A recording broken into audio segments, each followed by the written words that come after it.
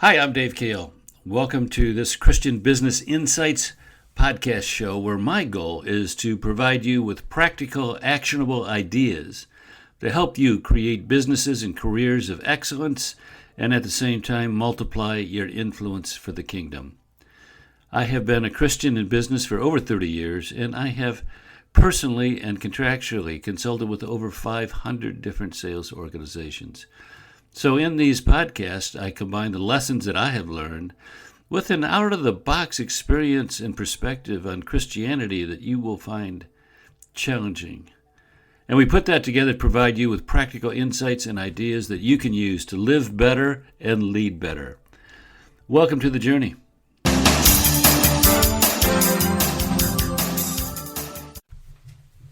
Hi, this is Dave. Have you ever thought this?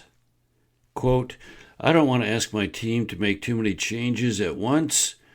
We need to manage change slowly and methodically, end quote. Well, that's the issue we're going to look at today. This is going to be one of those podcasts where we talk about best practices in business at large, not necessarily just Christian practices, but any business. And it's got to do with managing change. I've heard the words I just mentioned. Let me repeat them. Quote, I don't want to ask my team to make too many changes at once. We need to manage change slowly and methodically. Now, I have heard those words from a VP of sales or a CEO, honestly, dozens of times. Typically, the specifics had to do with changes in the sales force because that's the world in which I practice. But the sentiment applies to every job title and every situation. That idea, managing change slowly and methodically, that idea ranks up there somewhere with some of the most destructive myths in business. Destructive. A little background. I have been a consultant / speaker / author for over 30 years, worked with more than 500 different sales organizations.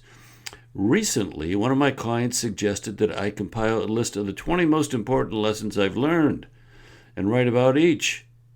So I thought about that and came up with a long list, and to narrow it down, I applied these criteria to the list. Number one, it had to be an important lesson, one which has the potential to dramatically impact a person, a sales team, or a business. It cannot be superficial or trivial. So that's criteria number one. Number two, it had to arise out of my personal experience. In other words, it's not something that I garnered from a book or borrowed from someone else, something that I have learned in the trenches. Second criteria. Third criteria, it had to have been tested in the cauldron of real-world experience. No blue sky stuff here, real-world stuff. That's 3. And 4, I had to unwaveringly vouch for its validity. These are concepts and lessons that I would stand behind. Now, using those criteria, I reduced the long list to 25. And in no particular order, here's the next one on my list. And it's what we've talked about. Managing change does not have to be slow. This is the lesson I've learned. Managing change does not have to be slow. It can be rapid and transformational and still be effective. One of my 25 most important lessons. Now, when we hire a new employee, we expect that person to adjust to radical and pervasive change.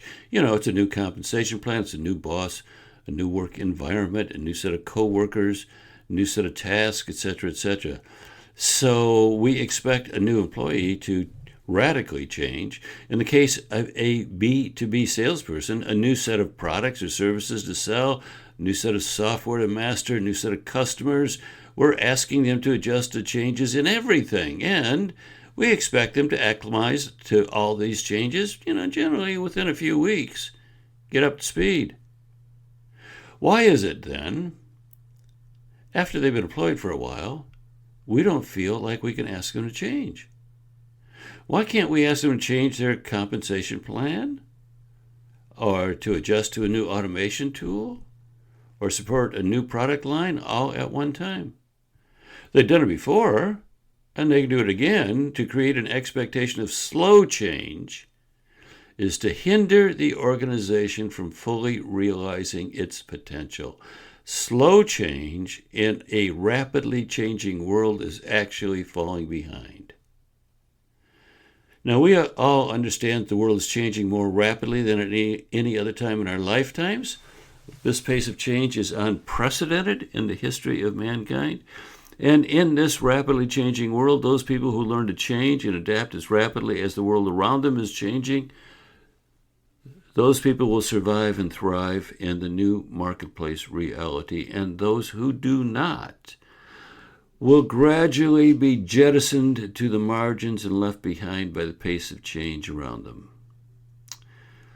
Jack Welch, former CEO of General Electric, said, quote, "I am convinced that if the rate of change inside an organization is less than the rate of change outside, the end is in sight."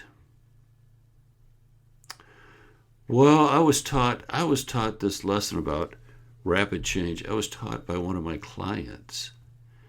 The company had 4 geographically arranged different divisions, and they were all run as separate profit centers, and there was no incentive to work together because they were all separate profit centers.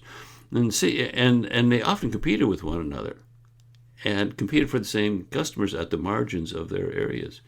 And CEO wanted to change the structure in the company. Since I was laboring under the common misconception that you had to change things slowly, I expected he would gradually phase in a new organizational scheme over the next 6 or 8 months. But he chose a different route. He gathered all his employees from the supervisor level on up for a weekend retreat, and on Friday afternoon he announced that their jobs no longer existed because the company's organization was obsolete. They had until Monday morning to redesign the company, create the jobs the new system required, and on Monday they could apply for one of the new jobs. Wow. So what followed was a set of feverish small group meetings which resulted in a new corporate organization. They completely changed the company in a weekend. Now, most people applied for new jobs. Some left the organization. With the exception of the CEO and CFO, everyone changed jobs. My primary contact was the VP of sales, and he wound up as a sales manager. Of course, it took a couple of weeks to implement the changes, but within a few weeks, the new organization was in place, people were in their new jobs, and business went on. Radical, transformational change for this company of a couple of hundred employees occurred in the blink of an eye.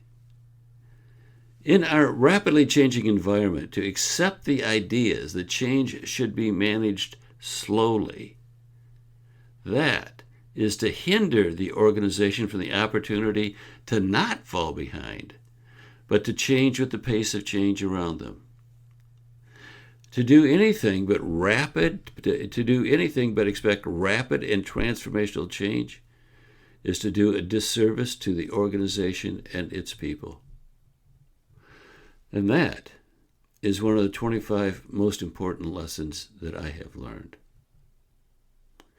Speaking of change, one of the things that I've found to be a key change to improving a sales team's results is to change the behavior of the sales managers. And over the years, we have done that with over 2,000 sales managers. We have a program I call the Excellence and Influence course for sales leaders. We teach it as a cohort beginning in January. It's 8 sessions. Takes maybe about 2 hours a month for 4 months. And we basically teach a system for sales leaders and sales managers to change how they react and respond and communicate with the sales team. And it gets amazing results. I'll put a link in the show notes. Honestly, we do it as a cohort, 15 people in a cohort every January. It may be sold out by the time you hear this, but it may not be. So check it out. And if you'd like to take your sales team's performance to a higher level, learn some skills that will stay with you for a lifetime, then check out the Excellence and Influence course for sales leaders. Okay, that's it. We're done. Bye-bye.